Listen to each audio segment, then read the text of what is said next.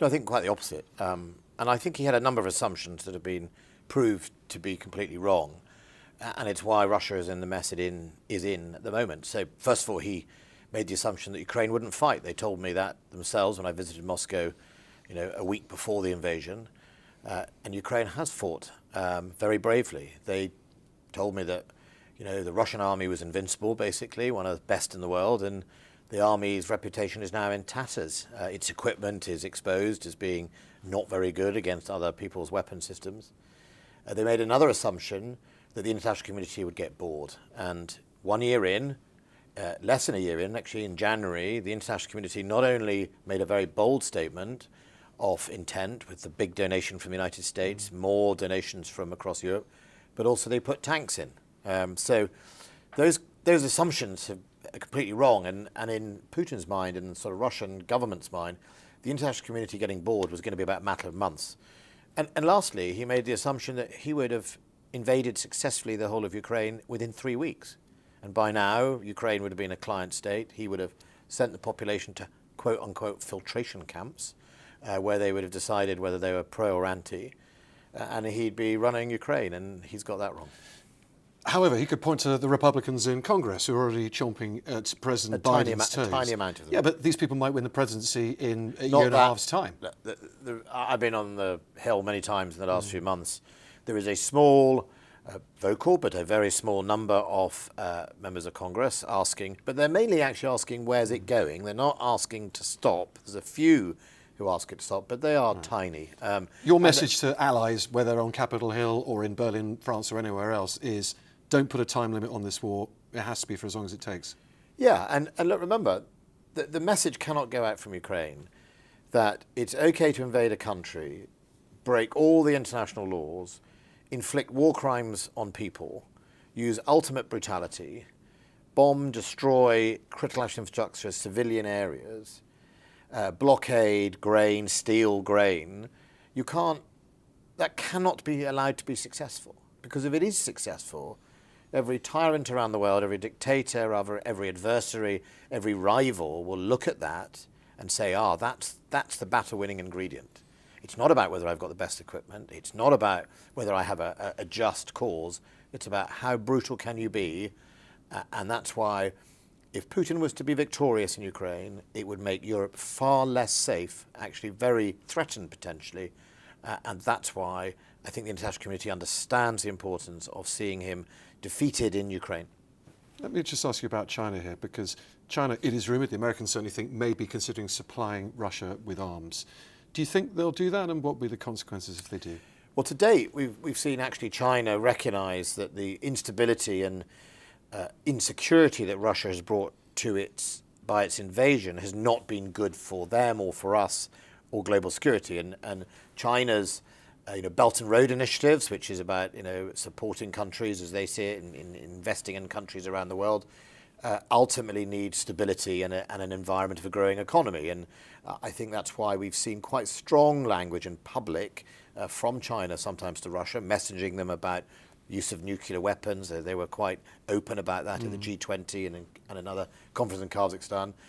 I think China is looking for a way for this to end, and is very keen for it to come to some settlement.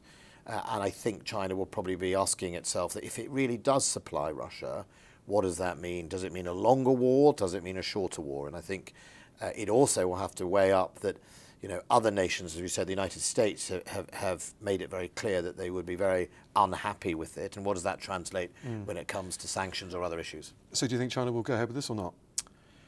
I don't think they will at the moment, but I'm not into predictions. One thing I've learned about this year is I wouldn't rule anything in and I wouldn't rule anything out. But ultimately, China has played quite a strong role alongside India in indicating to President Putin that the use of nuclear weapons would be unacceptable. And if you remember, a few months ago, there was an area of concern after President Putin had evoked them on numerous occasions.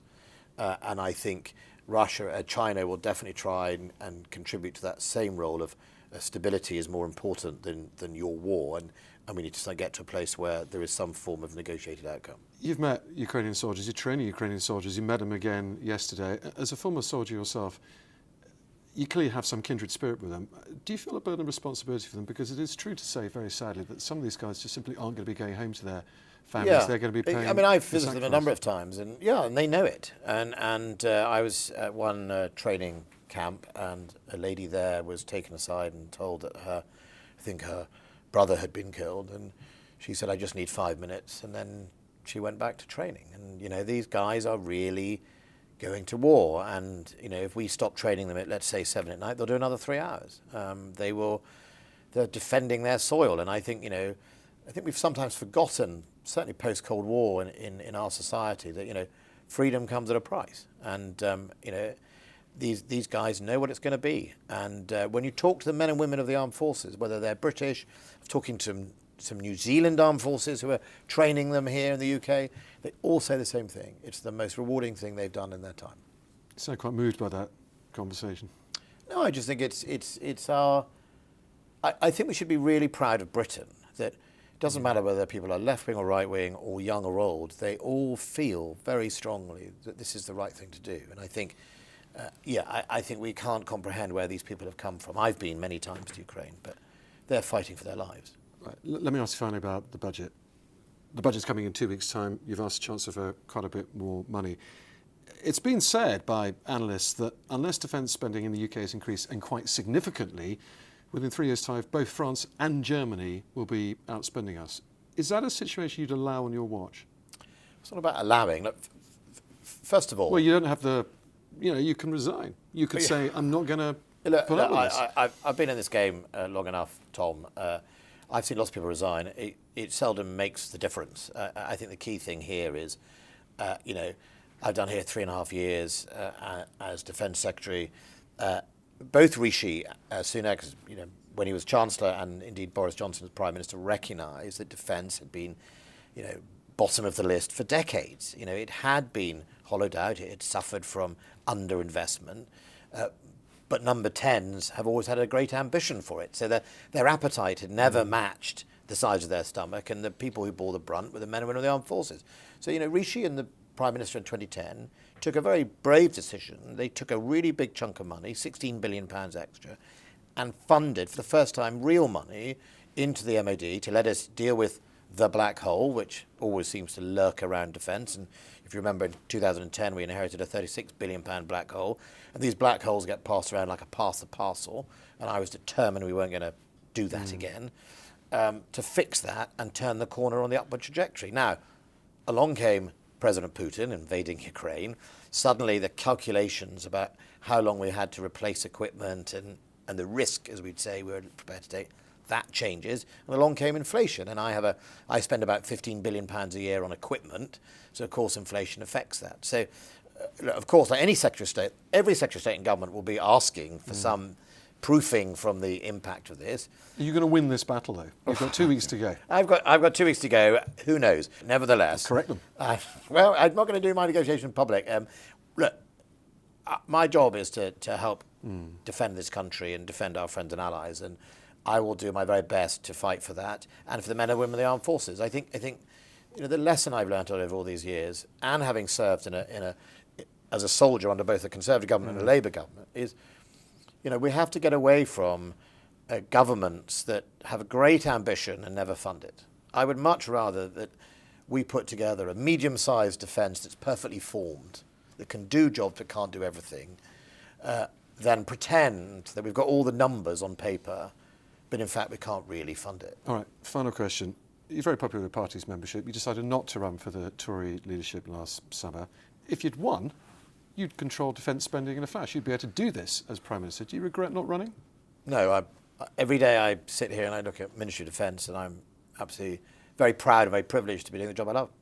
Right. Doesn't mean you couldn't be Prime Minister and divide your own defence budget one day. I didn't want to be the Prime Minister. I mean, you have to really want to be the Prime Minister, right? It wasn't for me. And I think, this is the job I love. It's a job I want to do, and I've done it for over 3.5 years. And if I can just win another battle with the Treasury, we'll see. If I can help modernise defence, I can put right all the things that I remember when I was serving I never wanted to see happen again. So, it's not for me. Ben Wallace, thanks so much for talking to me tonight. Thank you, Tom.